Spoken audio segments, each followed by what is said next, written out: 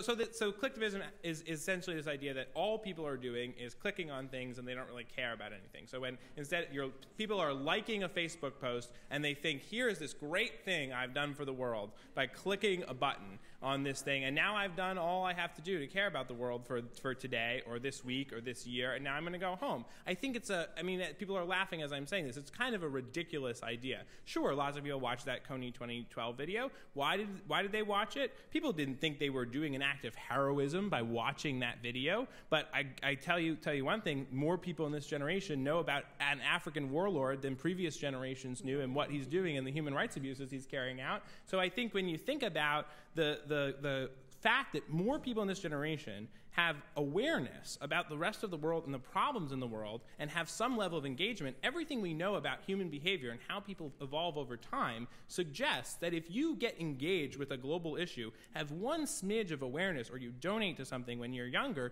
the chances that over the long term that behavior is never going to manifest ever again, that would defy everything we know about human behavior and how people develop. Binta, you look like you want to respond to this one. I mean, Coney is such a funny example because aside from the fact Again, remind listeners and audience members what Coney was. You know, I don't remember all of the details. Okay. Do you want to? Yeah, Coney was a film made by some American activists who had gone out, nonprofit, who had gone out and been upset by a years-long ravaging of the countryside in Uganda, correct? And right. And by a warlord, and he went and made a film about it in 2012 in April, and put it up online. And it caused and announced there was going to be a day of action, and it caused an enormous stir among primarily younger generations, including my 10-year-old daughter, which is why I know about it. They were talking about it at breakfast. They were talking about it at dinner. They were outraged. And it's true, they had never paid any attention whatsoever to Africa. And then the day came, and it was a little bit of a bust, partly because of a little bit of some personal problems of the director of the film.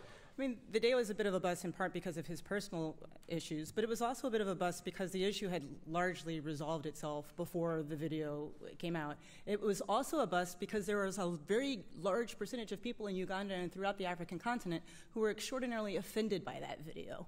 You know, it was a video that was done without having a lot of close interaction. I mean, we talk about, you know, social media and technology and the different ways of being So that goes activists. to a naivete, Right. I think you're saying, of the millennial generation. Of when social media worked to actually make change in this country? Yes, but would you address, before you do, the point that Binta made, that there was a naivete in your generation's But I think optimism? that, you know, in the 60s, I think there was a great naivete in a lot of the activists that were, I mean, youth activists well are landed. often... Jessica Gross. Youth activists are often deeply naive.